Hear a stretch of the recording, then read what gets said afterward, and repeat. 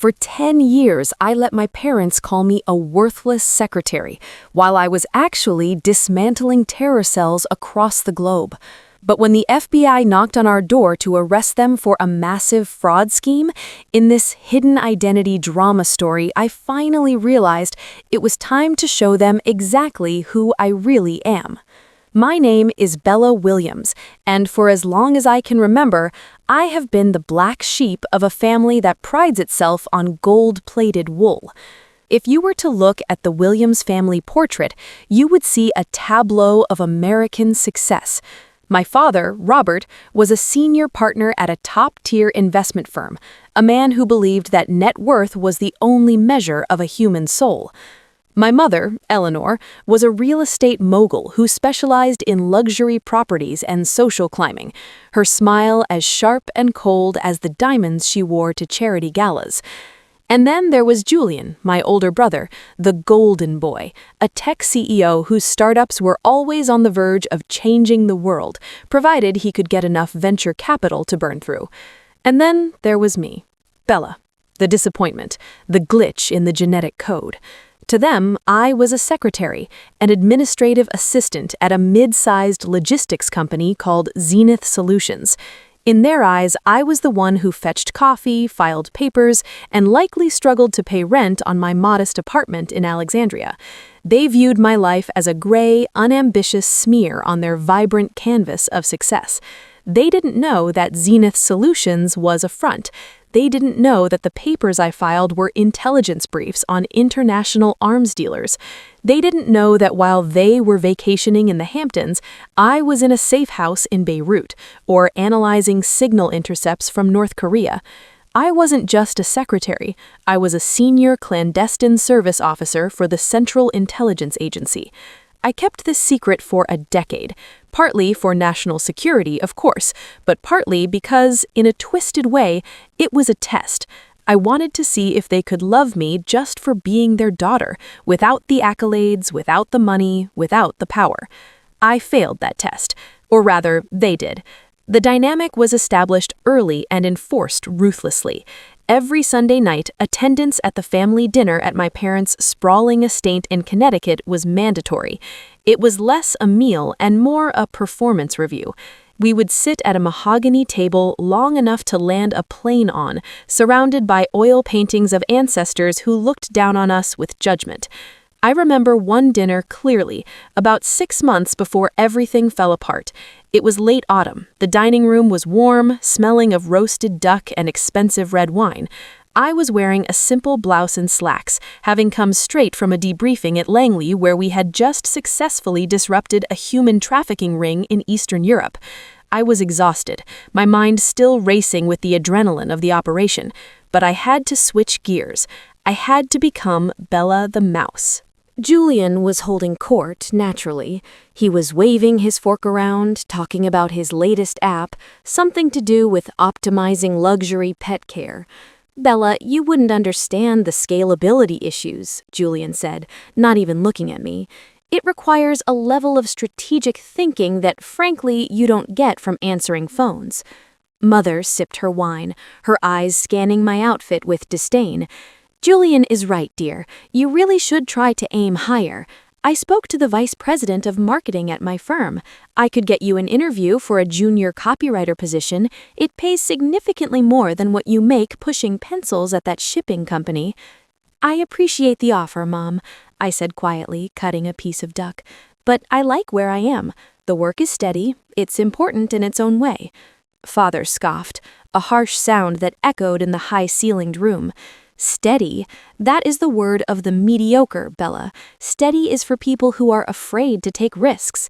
Look at your brother. He's risking millions to change the landscape of the industry. You're risking nothing. You're wasting your potential, if you have any." I gripped my fork tighter. They had no idea about risk. Risk was walking into a meeting with a warlord wearing a wire. Risk was making a decision in 3 seconds that could save or cost 100 lives. Julian's idea of risk was whether to lease the Ferrari or the McLaren. "I'm happy, Dad," I lied. Happy with mediocrity, Julian sneered. It's embarrassing, honestly. When people ask what my sister does, I have to change the subject. It's hard to explain that while I'm disrupting markets, my sister is ordering toner cartridges. The table laughed, all of them. Even the housekeeper, who had been with us for years, looked at me with pity.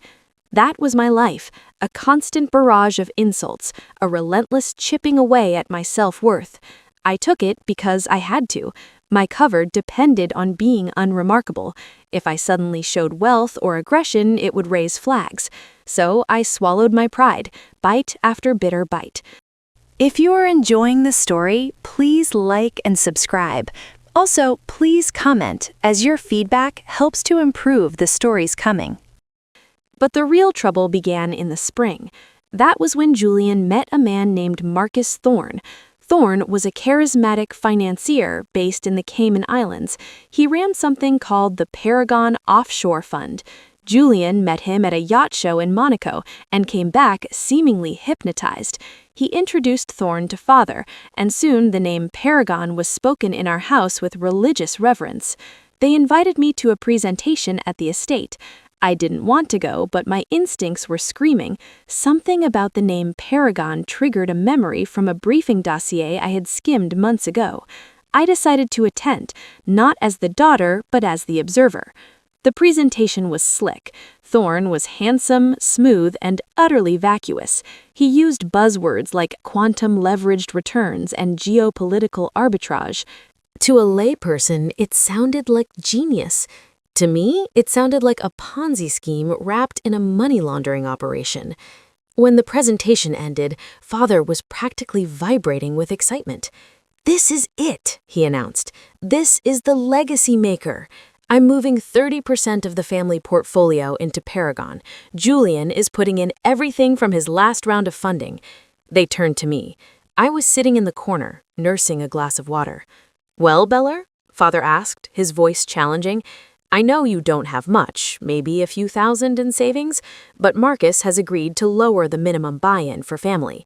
This is your chance to stop being a peasant and actually build some wealth." I looked at Thorne. He smiled at me, a predator looking at a wounded bird. "I don't think so," I said, keeping my voice steady. The room went silent. "Excuse me?" Mother asked, scandalized. "I don't think it's a good idea," I repeated. "The returns he's promising are statistically impossible without high-risk illegal leverage, and the custodial banks he listed are known for opacity. It looks dangerous." The explosion was immediate. Julian stood up, his face red. "You are unbelievable," he shouted. "You're jealous, that's what this is. You're jealous that we're making moves and you're stuck in your little cubicle. You don't know anything about finance, Bella. You're a secretary." "I'm just saying, be careful," I tried to interject. "Be quiet," Father roared. "I will not have my financial acumen questioned by a girl who can barely manage her own rent. You are dismissed, Bella. If you don't want to be part of this family's success, then leave. But don't come crying to us when we're billionaires and you're still fetching coffee." I left that night with a heavy heart, not because of the insults, I was used to those, but because I knew what was coming. As soon as I got to my car, I pulled out my secure phone. I dialed a number that doesn't exist in any phone book. "I need a full workup on Marcus Thorne and the Paragon Fund," I said. "Priority 1. Cross-reference with the watch list for sanctioned entities." The next few weeks were a nightmare of slow-motion destruction. My team at the agency dug into Paragon. It was worse than I thought. Thorne wasn't just running a Ponzi scheme, he was washing money for a cartel operating out of Sinaloa. The FBI was already building a case, but they were moving slowly, waiting for the big fish. I tried to warn my parents one last time.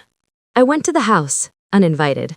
I found them in the library, looking over architectural plans for a new vacation home they planned to buy with their anticipated Paragon profits. "Please," I said, standing in the doorway, "pull the money out. All of it, now." Mother didn't even look up. "We're busy, Bella." "I'm serious," I pressed, walking into the room. "I heard rumors, people in the industry.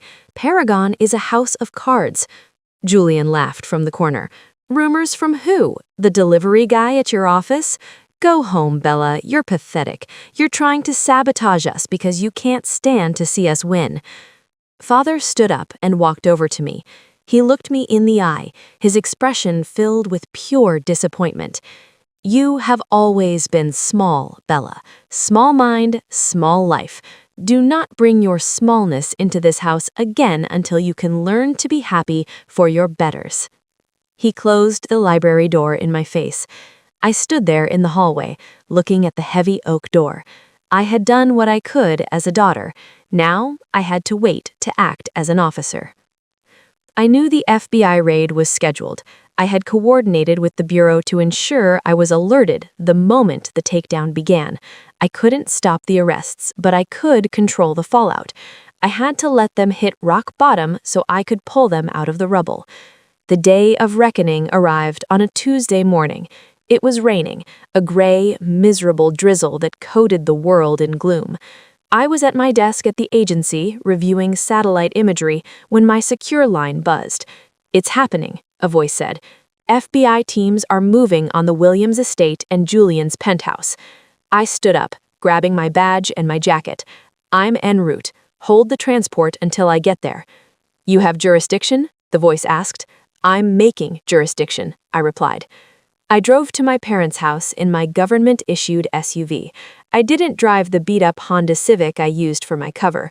I drove the blacked-out Tahoe with the government plates and the encrypted comms array in the dash.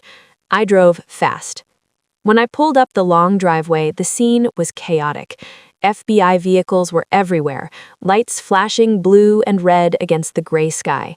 Agents in windbreakers with yellow FBI lettering were swarming the property. I saw neighbors standing at their gates, watching the spectacle. The Williams reputation was disintegrating in real time. I parked right in front of the main entrance, blocking a transport van. I stepped out, wearing my agency lanyard, my badge clearly visible, a sidearm on my hip. I wasn't Bella the secretary anymore. I was Officer Williams. An FBI agent stepped toward me, hand raised. "Ma'am, this is a crime scene. You need to step back." I didn't stop walking. I pulled out my credentials and held them up. "Officer Bella Williams, CIA.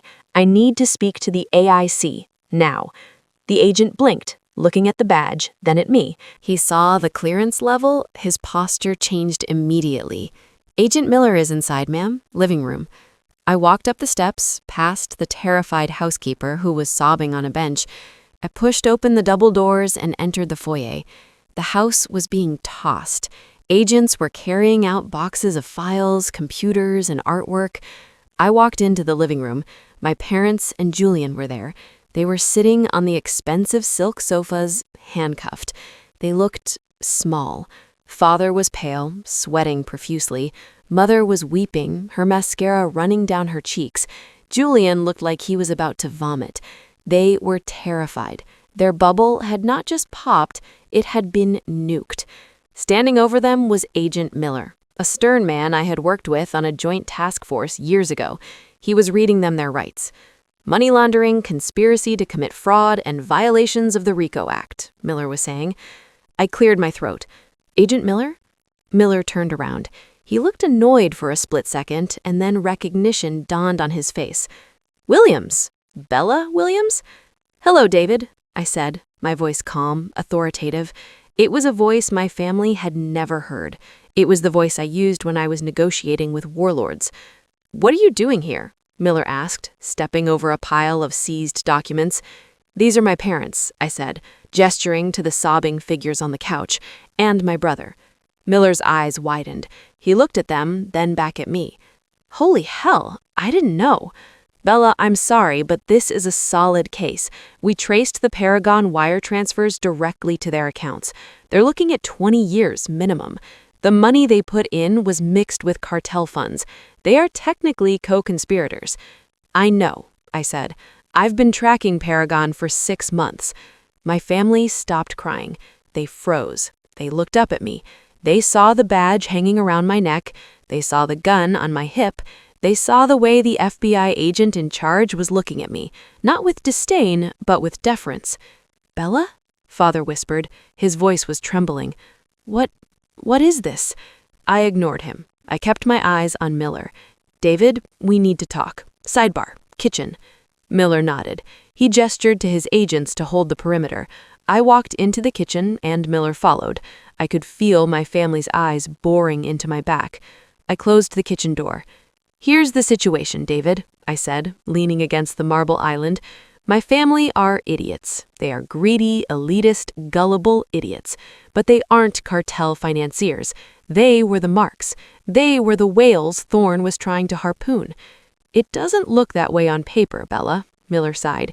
On paper, they look like partners. They recruited other investors. Julian brought in 3 of his college buddies. I know, I said. I can give you Thorne. Miller paused. We have an indictment on Thorne, but he's in the wind. We think he's in a non-extradition country. He's in Montenegro, I said. He's traveling under the alias Julian Vane. He's meeting a contact at the Hotel Splendid in Budva in 12 hours. I have the surveillance logs. I have his burner phone number. I can give you his exact location. And I can give you the account numbers where the actual laundered money is sitting. Not the decoys he set up from my parents. The real accounts. Miller stared at me. You have that? I pulled a flash drive from my pocket and slid it across the counter. It's all there. Agency intel. We were going to move on him next week, but since you guys kicked the door in early, I'm accelerating the timeline. What do you want? Miller asked, picking up the drive. I want my family processed as cooperating witnesses, not co-conspirators, I said. They forfeit the money they invested, they pay a fine for negligence, but no prison time, no felony records. They walk away with nothing but their freedom and their shame. Miller thought about it. He looked at the drive, then at the door where my family sat in handcuffs. If this intel is good and it leads to Thorne and the cartel accounts, the U.S. attorney might play ball. We'd rather have the head of the snake than the tail. It's good, I promised. You know my work, David. He nodded slowly. Okay, I'll make the call, but they have to answer every question. Full debriefing. Done. We walked back into the living room. The silence was heavy, suffocating. My parents and Julian were staring at me as if I were an alien who had just beamed down. They looked at my tactical boots, my stance, the way I commanded the space. Uncuff them, Miller ordered his agents. The agents hesitated, then obeyed. Click, click, click. My family rubbed their wrists, looking confused and terrified. Agent Williams is taking custody of the subjects for a debriefing, Miller announced, loud enough for the room to hear. They are to be treated as witnesses under federal protection. Clear the house of evidence, but leave the personal effects. Miller looked at me and gave a sharp nod. It's on you, Bella. Thanks, David. The FBI agents continued their work, but the immediate threat of being dragged to a holding cell was gone. I stood in the center of the living room, looking down at the 3 people who had spent a lifetime making me feel small. Sit down, I said. It wasn't a suggestion, it was an order. They sat. Bella? Julian stammered. He was shaking. You have a gun? Why do you have a gun? And a CIA badge? You're a secretary. I let out a long breath, pulling a chair over to face them. I sat down, resting my elbows on my knees. I am not a secretary, Julian. I haven't been a secretary for 10 years. I am a senior operations officer for the Central Intelligence Agency. The logistics company is a cover. Mother's mouth fell open.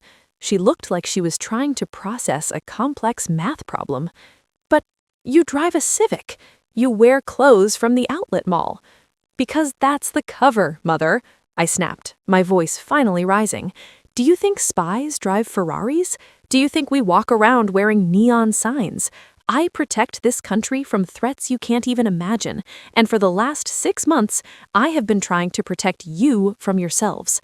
Father looked at the floor, his face gray. You knew? About Paragon?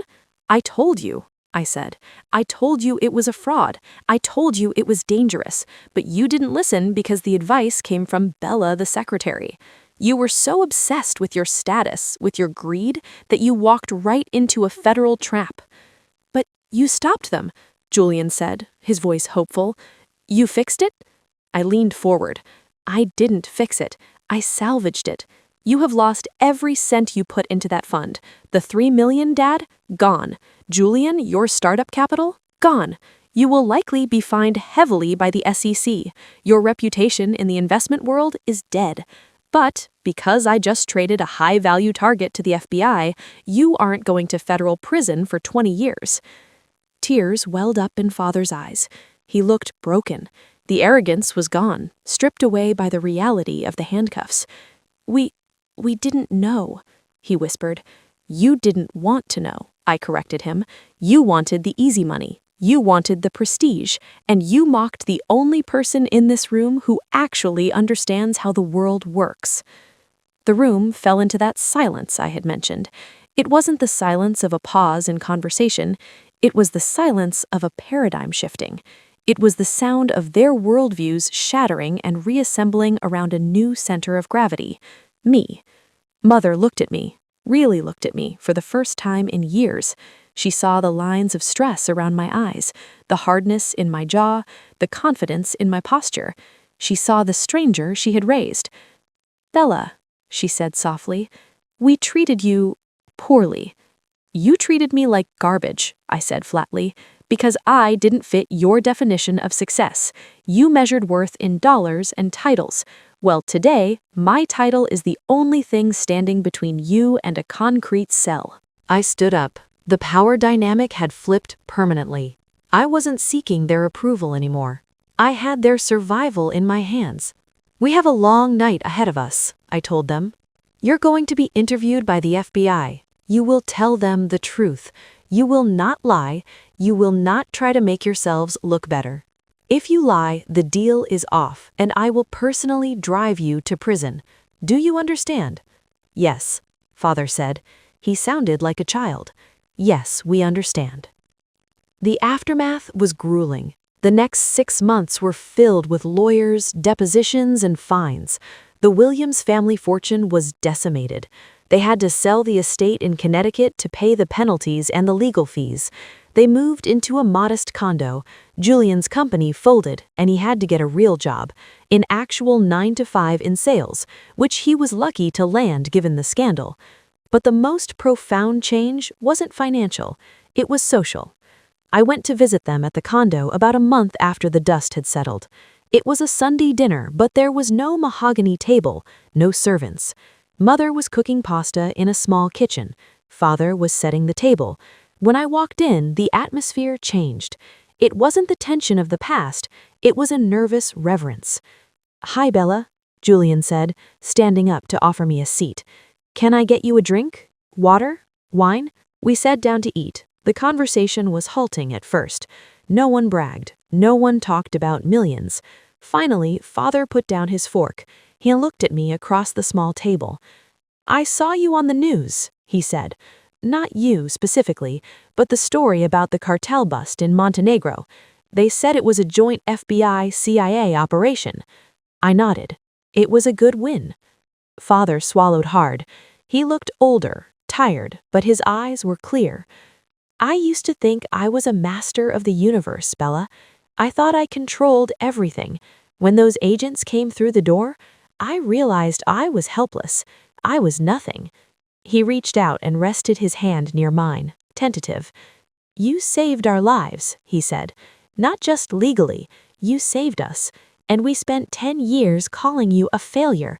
I am so ashamed, Bella. I am so incredibly ashamed. Mother was crying silently.